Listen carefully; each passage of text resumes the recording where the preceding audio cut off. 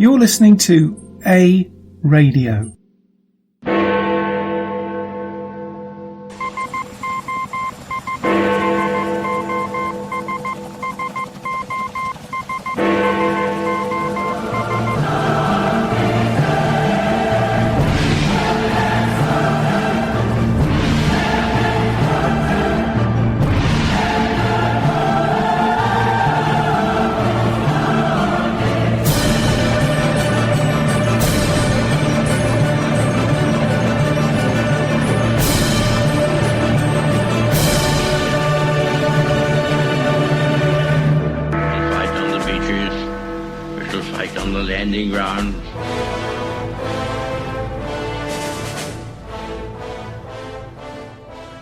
Thank you for joining us. You're listening to A Radio, and this is the Morning Moment. We are on Monday, Wednesday and Friday at 11:45 Eastern. Follow us on Spreaker.com and click on the like button. You can find us on most social media platforms such as iTunes, Spotify and iHeartRadio. Go to our website, aradio.wordpress.com, for details, where you'll find more content and details on our podcasts and more.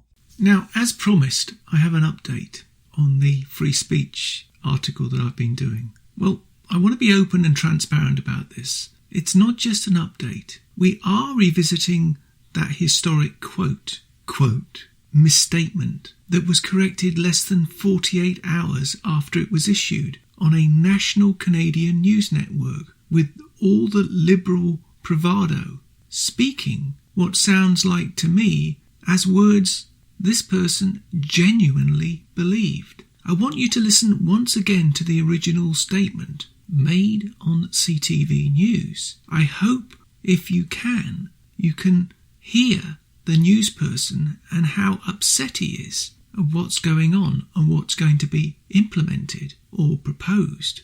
But he's concerned that they want to implement that on the mainstream media. But he's not really concerned about you and me, but just how it's going to be implemented. Now, if you believe in our charter, which is absolutely about our free speech, not only the media, but access to the media, then listen to this once again. So how will this work? How are you going to regulate websites? How are you going to register all that? Do you buy these recommendations? Well, one of the recommendations, so you're talking about a couple of different ththings here, but as far as the licensing is concerned, is if you're a distributor of content in Canada, and obviously, you know, if you're a very small media organization, the requirement probably wouldn't be the same as if you're Facebook or Google, so there would have to be some proportionality embedded into this, but we would ask that they have a license. Yes. So how will this work? How are you going to regulate websites? How are you going to register all? I think you would agree with me that it is very clear what the Liberal Communist Party of Canada wanted to do and still wants to do. This was no misspeak here. I'm not going to give them the benefit of the doubt. However, I will now play their back down statement. Remember, they were caught. They didn't think people would either notice or care. They were wrong on both counts. Here's that back down speech again. Let me be clear. Our government has no intention to impose licensing requirements on news organizations, nor will we try to regulate news content. We are committed to a free and independent press, which is essential to our democracy. Our focus will be, and always has been, to ensure that Canadians have access to diversity of high quality and credible news sources. So I think it's undoubtedly a sidestep on the mainstream media. And if you listen hard, it's clear they intend to shut down people like yours truly and many others. Let's be clear here. This is an attempt to shut down yours truly and others. And it's unconstitutional. And they know it. If they try, well, all I'll say is good luck. Now, two more things. One is a clip, the second is a comment. The clip is from a very edited clip from the Glenn Beck show. The reason it's short and very edited is simple, very simple. Glenn Beck is fortunate enough to live and work in the land of the free and the home of the brave, the United States of America, where they have the First Amendment to their Constitution. And I quote, "Congress shall make no law respecting an establishment of religion or prohibiting free exercise thereof, or abridging the freedom of speech or of the press, or the right of the people to peaceably assemble and to petition the government for a redress of grievances." We do not have such a succinct document because, in my mind and my beliefs, of the devious Canadian lawyers who got hold of the Charter and Rights document and twisted it into a pretzel. This is ours. Listen very carefully and see if you can spot the difference. You don't have to be a lawyer to understand what their game is. The Canadian Charter of Rights and Freedoms guarantees the rights and freedoms set out in it, subject to such reasonable limits prescribed by law as can be demonstrably justified in a free and democratic society. Fundamental freedoms. Everyone has the following fundamental freedoms: A. Freedom of conscience and religion. B. Freedom of thought, belief, opinion, expression, including freedom of the press and other media communications. Freedom of peaceful assembly and freedom of association. Those are all subheadings of Section 2, but in case you missed it, it's sneaky wordplay, I believe. The piece is subject only to such reasonable limits prescribed by law as can be demonstrably justified in a free and democratic society. No normal person would produce such wordplay like that, would they? I believe this is their way of being allowed to tamper ever so slightly. They would argue for reasonable limits. Question. No one seems to ask this question. Who defines the word reasonable? And thereby is the rub, ladies and gentlemen, which sets up a legal money pit for lawyers to get rich on. Unlike the American one, Congress shall make no law respecting establishment of religion or prohibiting the free exercise thereof, or abridging the freedom of speech or of the press, or the right of people to peaceably assemble and to petition the government for redress of grievances. So with that in mind, I will be mindful based on my current location. Here's the edited clip from Glenn Beck. There's a guy that you may or may not know because he's Canadian. He has been on the conservative front of Canadian politics for a very long time.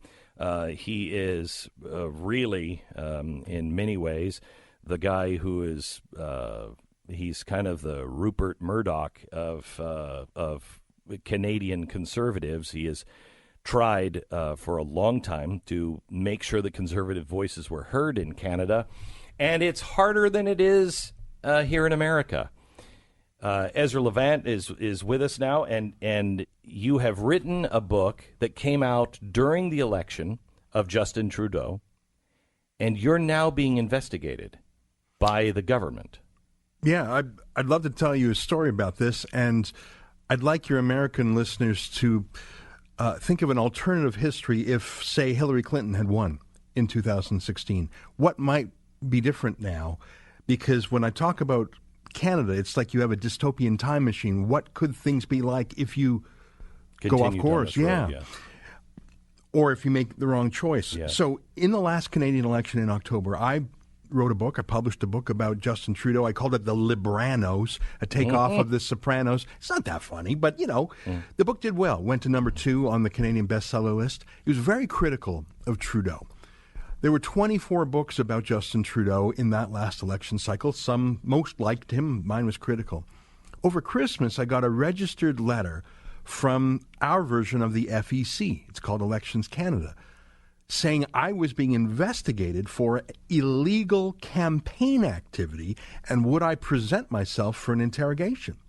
So I went to Ottawa to the high security headquarters of our FEC, where two 30-year veterans of the Mounties, who are now federal investigators for Elections Canada, grilled me for an hour in a small closed room about my book. Now, this is after the election. Yeah, so the election was over. Trudeau was reelected. He has a minority government, but he's still in power, and he's really moving forward on different kinds of censorship. In fact, just last week, one of his cabinet ministers proposed registering and licensing news websites. So we're probably the first in line because That'll happen here. Well, I talked to Ted Koppel. He wants that to happen. Well, a lot of the incumbent media want that to rule out the insurgent media. Yes, the legacy media, it's a way of protecting them. So I have been investigated before. About a dozen years ago, I was interrogated because I republished the Danish cartoons of Mohammed. And then it was a Human Rights Commission that prosecuted me. So I knew what was coming, so I recorded my interrogation and didn't let the cops know about it. They actually, when I came in the room, they said, no video recording of this for security reasons. I thought, well, I'm going to ignore that advice. I recorded the whole thing, and I did so. I don't normally do that. In fact, I've never done that with a secret recording before. But I thought no one will believe me if I just tell them what happens. For example, the first, and I sent your producer some clips. The first thing I said when I got in the room was, you've summoned me here to Ottawa. Can I see the complaint against me? Can I know who complained against me? I haven't seen it yet. And I don't know if you have the time, but it's about a 1-minute clip. We do. If you have that, can we play these? Are these in order? Is this the first clip? I think so. It's the one where I say, hey, guys, can you show me the complaint? And their answer is shocking. It's right out of the Star Chamber. Let's see if this is it. Go ahead. Can I see the complaint against me?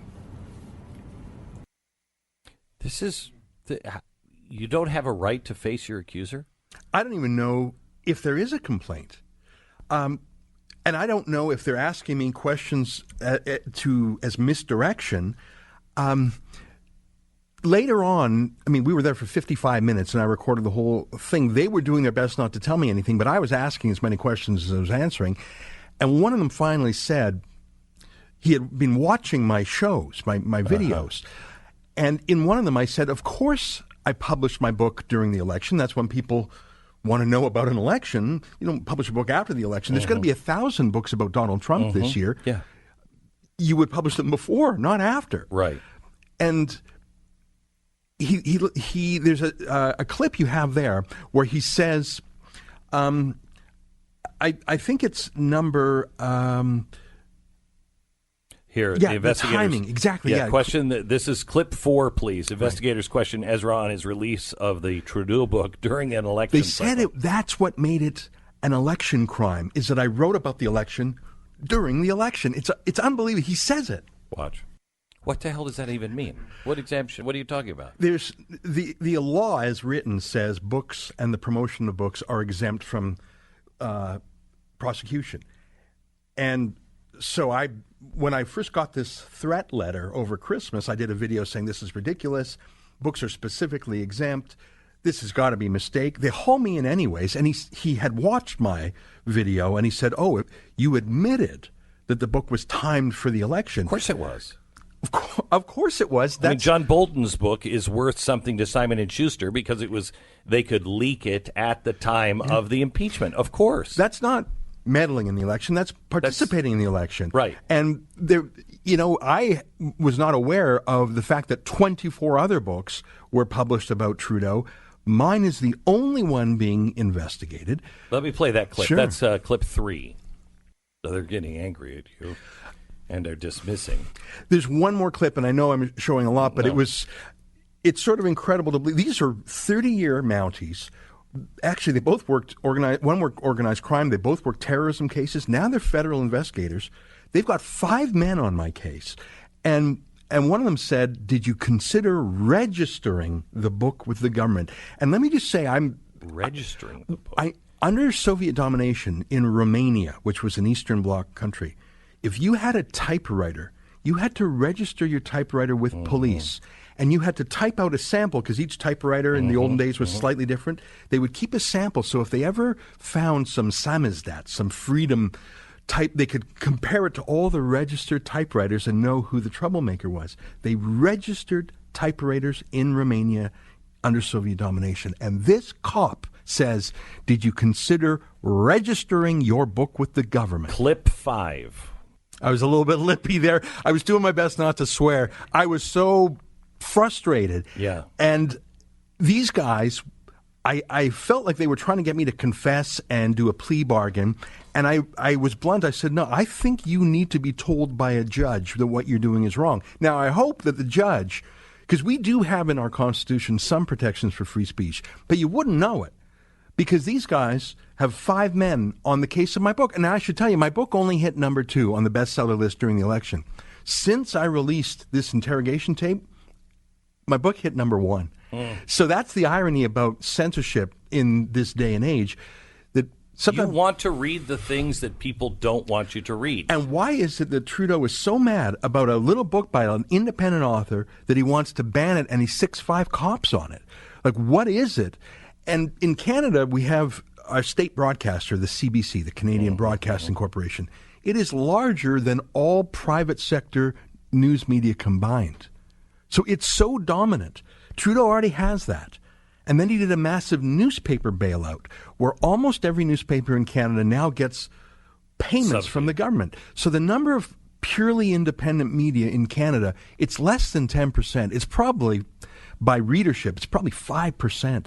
But that last 5% is so irritating to him, he wants to snuff it out. I believe that in a short order, there will only be 2 kinds of journalists in Canada.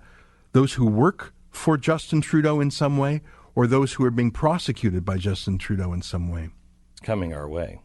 Now, the comment I wanted to make is that people like the Heritage Minister couch their censorship in Canada in such words as heritage, Canadian culture, diversity.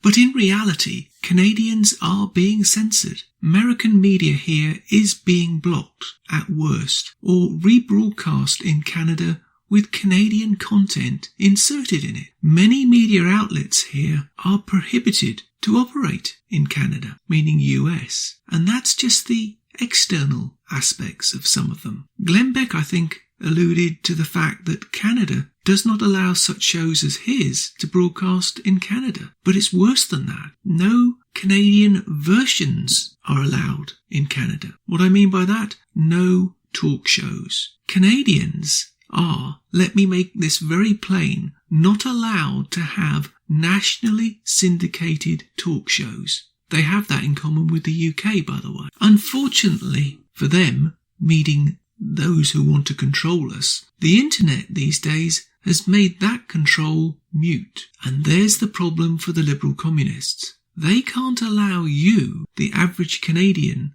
to make contact and hear views that they don't approve of or control, because that would mean you could end up with different views and ideas than that of the mainstream media in Canada. Unfortunately for them, the cat is already out of the bag. So just like the draconian CRTC, which controls radio, TV, media and telephone in Canada, they are seeking to bring the internet under their control, that being that of the government, where you and I can send emails backwards and forwards to our heart's content with photographs in it. Even go to a small chat room, but reach beyond that. Dare to reach beyond that. Increase your aspirations. Share your views and thoughts and ideas of your life further than your immediate horizon, and you should be smacked down by Big Brother. Canadians face a stark future under the federal Liberal Communist government run by Trudeau. However, we will not stand by and have our voices and rights extinguished. As my intro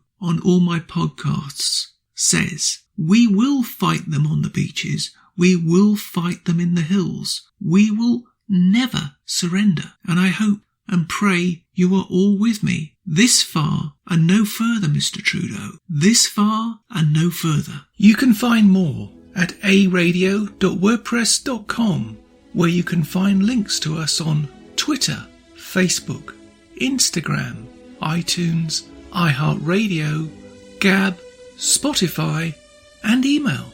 We're on Spotify under the podcast section. Type in Canadian Politics with a twist and you'll find us. We are continuing to reach out to you, so please pass these links on to your friends. Please click on the follow button on Spreaker.com. You can listen to all our morning moments at Spreaker.com/A-Radio, EHRADIO, A-Radio. And please click on the like button. Join us Monday, Wednesday and Friday at 11:45 Eastern, and tell your friends and pass the word. We only tell the truth, not what the mainstream media want you to know.